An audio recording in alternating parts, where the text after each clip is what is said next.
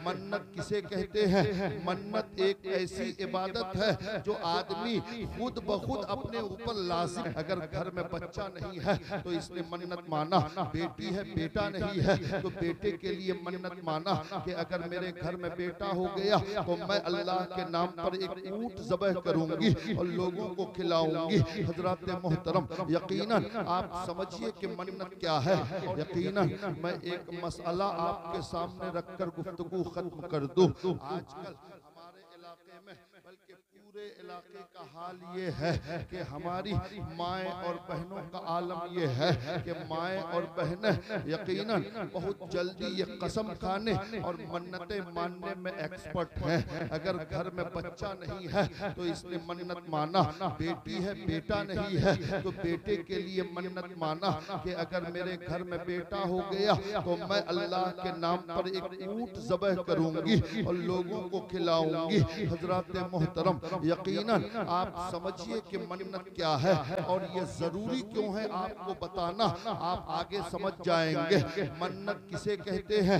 मन्नत एक ऐसी इबादत है जो आदमी खुद ब खुद अपने ऊपर लाजिम कर लेता है, यानी अल्लाह की तरफ से लाजिम नहीं है लेकिन हम खुद लाजिम कर लेते हैं। मिसाल के तौर पर एक गरीब आदमी ने कुर्बानी का जानवर खरीदा, गरीब पर कुर्बानी वाजिब नहीं है, और एक मालदार ने खरीदा तो गरीब आदमी का जानवर गुम हो गया तो गरीब आदमी का जानवर अगर चोरी हो गया, गुम हो गया तो उस पर दूसरी कुर्बानी वाजिब है। लेकिन अमीर आदमी का जानवर अगर गुम हो गया और दूसरा खरीदने से पहले वो गरीब हो गया तो उस पर दूसरी कुर्बानी वाजिब नहीं। जानते हैं क्यों?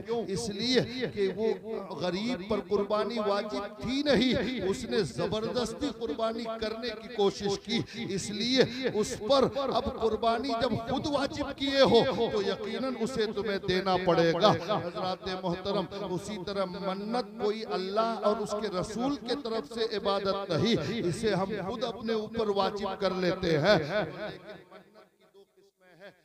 मन्नत शरई, एक मन्नत उर्फी। इसको आप समझिए, मन्नत शरई कहते हैं जो अल्लाह के नाम पे मांगी जाए, यानी ऐ अल्लाह अगर मेरा ये काम हो गया तो मैं तेरे नाम पे फला चीज कुर्बान करूंगा या करूंगी, इसको मन्नत शरई कहते हैं। जिसमें अल्लाह का नाम आए उसका पूरा करना जरूरी है, नहीं करेंगे तो गुनाह होगा।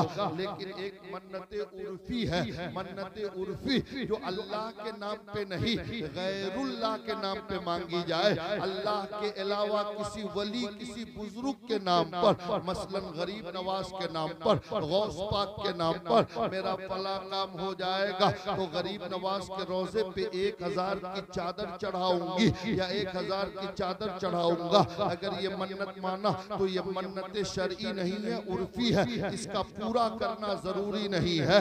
ये नफल नमाज की तरह है, अगर पढ़ोगे तो सवाब, नहीं पढ़ोगे तो कोई गुनाह नहीं है। हज़रात मोहतरम, अब आप समझ गए होंगे अल्लाह के नाम पे जो मन्नत मानी जाए वो उसका पूरा करना वाजिब, अल्लाह के अलावा किसी पीर बुजुर्ग के नाम पे मांगा जाए उसका पूरा करना जरूरी नहीं, नहीं करोगे तो कोई गुनाह नहीं। मिसाल के तौर पर आपने मन्नत माना कि मेरा फला काम हो जाएगा, मेरा बेटा पास हो जाएगा, मेरी बेटी की शादी हो जाएगी या मेरी औलाद होगी तो गरीब नवाज के मजार पे 500 की चादर चढ़ाऊंगा। अल्लाह अल्लाह, इसलिए ऐ मेरी कौम के लोगों कान खोल कर सुन लो, गरीब नवाज के रोजे पे या किसी भी मजार पे 500,000 की चादरों की मन्नत अगर माने हो तो मत चढ़ाओ चादर, जरूरी नहीं है चढ़ाना, नहीं चढ़ाओगे तो कोई गुनाह नहीं होगा।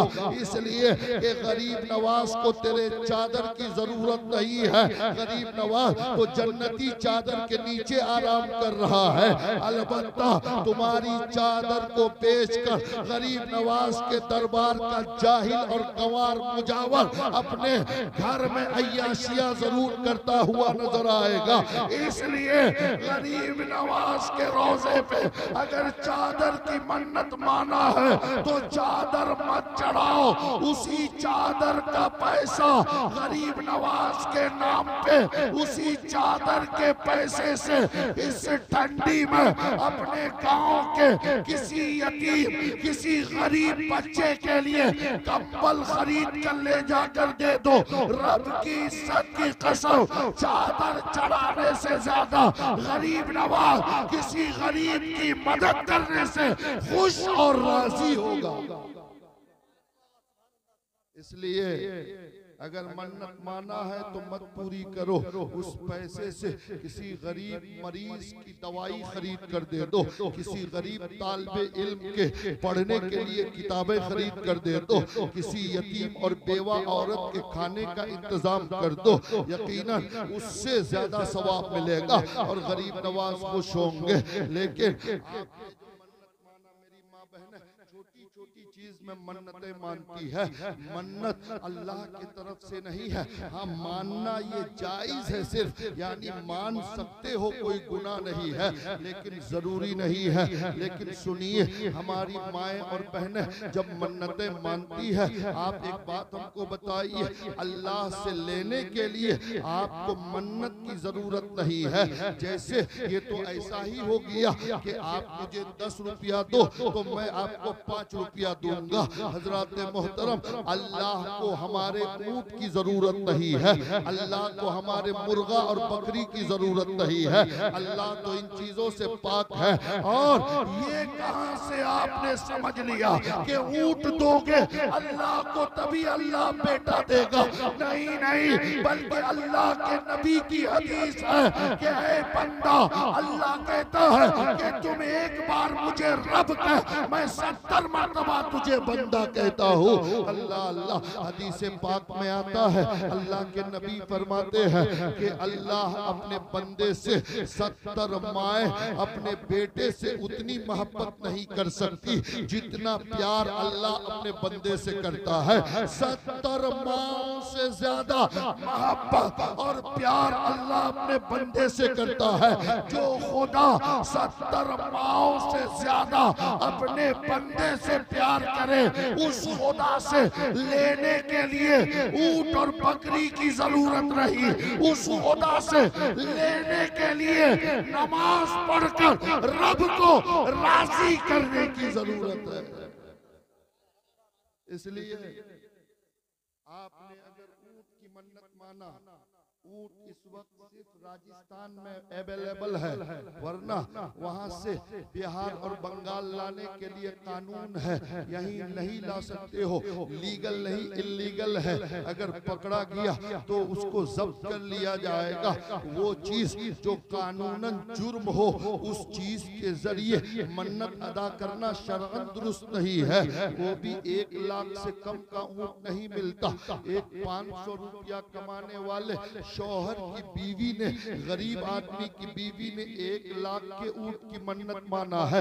मन्नत मानते वक्त जोश से काम लिया, होश से नहीं। मन्नत मान लिया, अब उसका गरीब मजदूर शौहर जो 500 रुपया दिन मजदूरी का कमाता है, घर का खर्चा नहीं चल पाता, 1 लाख की ऊंट कहां से खरीदेगा? या तो चोरी करेगा, या बंधन का लोन लेगा, या अपने जेवरात लेके किसी के यहाँ बंधक देकर पैसा लेगा, या सूद पर पैसा लेगा। ये सारे तरीके हराम और नाजायज है।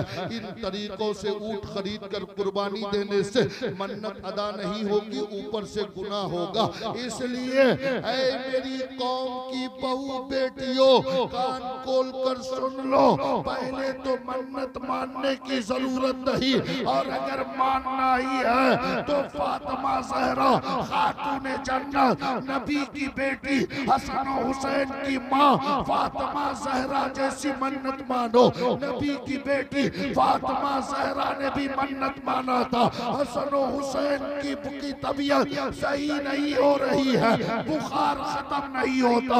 नबी की बेटी ने मन्नत माना कि परवरदिगार, मेरे बच्चे हसन हुसैन की तबीयत सही हो जाएगी तो मैं तेरे लिए 5 रोजे रखूंगी। अल्लाह अल्लाह, ऐ मेरी कौम की बेटियों, मन्नत मानना है तो फातिमा कैसी मन्नत मानो, ताकि फातिमा की सुन्नत पर अमल भी हो जाए, तेरा गरीब शौहर मुसीबत से बच भी जाए और सवाब भी मिल जाए।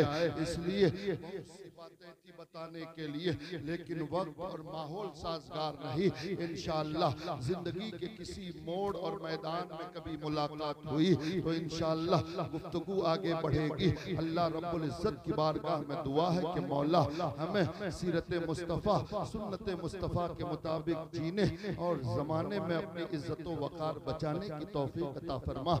व आखिरु दावाना अनिल हम्दुलिल्लाह रब्बिल आलमीन। पढ़िए अस्तगफिरुल्लाह रब्बी मिन कुल्लि ज़ंबिन व अतूबु अलैहि, ला इलाहा इल्लल्लाह मुहम्मदुर रसूलुल्लाह सल्लल्लाहु तआला अलैहि वसल्लम। जन्नत खुद ब खुद तरसेगी तेरे वजूद को इकबाल, जन्नत खुद ब खुद तरसेगी तेरे वजूद को इकबाल। जरा चल के तो देखा मेरे नबी के नक्शे कदम पर।